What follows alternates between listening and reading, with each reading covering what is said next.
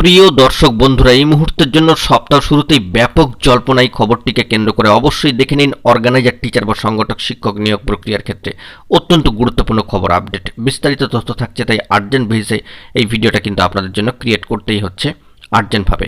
অবশ্যই ভিডিওটিকে সম্পূর্ণ শেষ পর্যন্ত শুনে নিয়ে বোঝার চেষ্টা করবেন, ভিডিওটিকে শেষ পর্যন্ত দেখে নেবেন। যে সমস্ত বন্ধুরা চ্যানেলটি এখনও পর্যন্ত সাবস্ক্রাইব করেননি, এখনই সাবস্ক্রাইব করে নিয়ে সঙ্গে থাকবেন। চলুন একদম কথা না বাড়িয়ে আমরা আলোচনায় প্রবেশ করে সম্পূর্ণ বিষয়টিকে জেনে নেওয়ার চেষ্টা করি। অত্যন্ত বড় একটি বিগ মোস্ট ইম্পর্ট্যান্ট আর্জেন্ট খবর। সপ্তাহ শুরুতে একটা ব্যাপক জল্পনা ডিপিএসসির সংবাদকে কেন্দ্র করে সামাজিক সোর্সের তরফ থেকে এ বিষয়ে আমাদেরকে গুরুত্বপূর্ণ কিছু ইনফরমেশন কিন্তু প্রোভাইড করা হয়েছে। হ্যাঁ বন্ধুরা, ঠিকই শুনছেন, শুধুমাত্র আমরা নয়, আমাদের পূর্বে প্রিভিয়াসলি বেশ কিছু সামাজিক গণমাধ্যমের সূত্রে বিভিন্ন সামাজিক সোর্সের তরফ থেকে এই খবর আপডেট কিন্তু প্রোভাইড করা হয়েছে। তো যে বিষয়টি জানা যাচ্ছে যে ডিপিএসসি নিয়ে একটা বড় সংবাদ আপডেট উঠে আসছে, যে বিষয়ে সামাজিক সোর্স আমাদেরকে জানাচ্ছেন যে ডিপিএসসিতে যোগ্যবঞ্চিত চাকরি প্রার্থীদের ক্ষেত্রে অনেকেই গেলে এবং খোঁজ খবর করার চেষ্টা করলে তাদেরকে নাকি কোনো ইনফরমেশন প্রোভাইড করা হচ্ছে না। তো বিভিন্ন জেলাভিত্তিক যে ডিপিএসসি রয়েছে, তো সেক্ষেত্রে ভিন্ন ভিন্ন স্ট্যাটাস উঠে আসবে, এটাই স্বাভাবিক। এবং সবথেকে বড় কথা, একটি পেন্ডিং নিয়োগ প্রক্রিয়ার ক্ষেত্রে ডিপিএসসির হাতে বা ডিপিএসসির কাছে কোনো নিউজ না এলে তারা কি করে চাকরি প্রার্থী বন্ধুদেরকে এ বিষয়ে তথ্য প্রোভাইড করবেন, এটাও কিন্তু ভাবার বিষয়। হঠাৎ করে কেউ ডিপিএসসি গিয়ে কোনো কিছু জিজ্ঞাসা করে ফেললো, ডিপিএসসি যে সমস্ত স্টাফরা রয়েছেন তারা যে ইনফরমেশান দিয়ে দেবেন তা নন।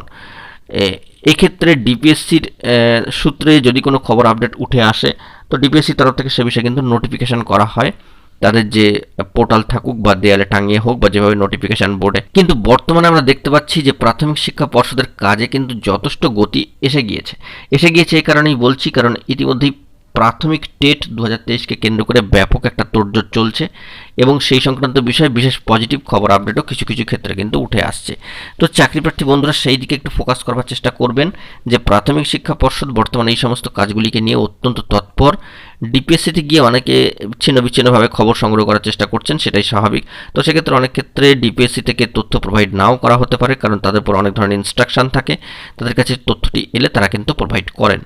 তো প্রাথমিক শিক্ষা পর্ষদ অত্যন্ত হিউজ পরিমাণে চাপ নিয়ে কাজ করছে এবং সদর্থক পদক্ষেপ নিয়ে নিয়োগ প্রক্রিয়াগুলিকে একটা সুষ্ঠু দিকে নিয়ে যাওয়ার জন্য কিন্তু তারা যৎপরোনাস্তি চেষ্টা করছেন। টেট 23-এর রেজাল্ট এলেই কিন্তু একটা ব্যাপক তোড়জোড় শুরু হয়ে যাবে 2024 সালের মাঝামাঝি সময় থেকে। তো সেই সিচুয়েশনে বর্তমানে আমরা দাঁড়িয়ে রয়েছি এবং অনেক কিছু আমরা ফেস করছি।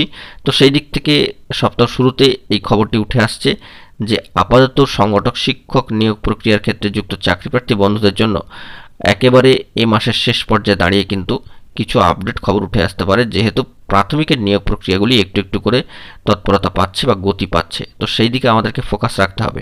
তো আরেকটা বিষয় জানানো দরকার যে প্রাথমিক শিক্ষক নিয়োগ প্রক্রিয়ার ক্ষেত্রে তাতে অগ্রগতি এলেই যে অর্গানাইজার টিচারদের যে থমকে থাকা নিয়োগ প্রসেস সেটি হঠাৎ করে শুরু হয়ে যাবে তা নয়। ডিপার্টমেন্টাল বিভিন্ন কাজকর্ম থাকে, কিন্তু ডিপিএসসি থেকে খবর প্রোভাইড করা হচ্ছে না। এ বিষয়ে চাকরিপ্রার্থী বন্ধুদের কাছে যদি কোনো খবর থেকে থাকে তারা কিন্তু অবশ্যই কমেন্ট বক্সে কমেন্ট করে জানাবেন। বিষয়টা আমরা একটু খোঁজ নেওয়ার চেষ্টা করছি। অনেক ক্ষেত্রে এমনও হয় যে হঠাৎ করে এই সংক্রান্ত পেন্ডিং নিয়োগের বিষয়ে কিন্তু খবর নাও দিতে পারে বা খবর নাও থাকতে পারে ডিপিএসসিতে, কারণ তাদের উপর অনেক ধরনের ইনস্ট্রাকশন থাকে। তো এই বিষয়ে আমরা খোঁজ খবর নিচ্ছি, গুরুত্বপূর্ণ তথ্য পেলে প্রোভাইড করব। তবে আপনাদের খবর আপনারা অবশ্যই সংগ্রহ করবেন, হাল ছেড়ে দিলে কিন্তু চলবে না। অবশ্যই এই যে দেখতে পাচ্ছেন যে প্রাথমিকের ক্ষেত্রে 2009 একটা রিক্রুটমেন্ট প্রসেস, যে প্রসেসটি কিন্তু দীর্ঘ এত বছর থমকে থাকার পরে বিভিন্ন জেলার ক্ষেত্রে বিভিন্ন ধরনের স্ট্যাটাস উঠে আসছে এবং মহামান্য কলকাতা হাইকোর্টের সিঙ্গেল বেঞ্চের ব্যাক টু ব্যাক নির্দেশে এবং অর্ডারে কিন্তু ভালো স্কোর উঠে আসছে। এবং ইতিমধ্যেই নর্থ চব্বিশ পরগনা 2009-এর ক্ষেত্রে রিট পিটিশনারদের লিস্টও কিন্তু প্রোভাইড করা হয়েছে। তাই কখন কোন দিক থেকে ভাগ্য খুলবে কেউ জানে না। একটা প্রসেস যতই পেন্ডিং থাকুক না কেন, একটা দীর্ঘ সময় পরে কিন্তু তার একটা মুক্তি ঘটা স্বাভাবিক বা অবশ্যম্ভাবী হয়ে পড়ে। তো সেক্ষেত্রে আপনাদের প্রসিডিওরটিকে নিয়েও নানান ধরনের সমস্যা জটিলতা রয়েছে। তাই আপাতত এই বিষয়ে কী স্ট্যাটাস উঠে আসবে না আসবে সেই বিষয়ে আমরা কিন্তু একটু খোঁজখবর করবার চেষ্টা করছি। কিন্তু সামাজিক সোর্সের তরফ থেকে যে বিষয়টি আমাদেরকে জানানো হচ্ছে যে আপাতত ডিপিএসসি থেকে কিন্তু কোনো ধরনের নিউজ আপডেট দেওয়া হচ্ছে না। তো সেই দিকেও আমরা কিন্তু আরেকটু খোঁজখবর নিয়ে বিস্তারিত তথ্য দেওয়ার চেষ্টা করব।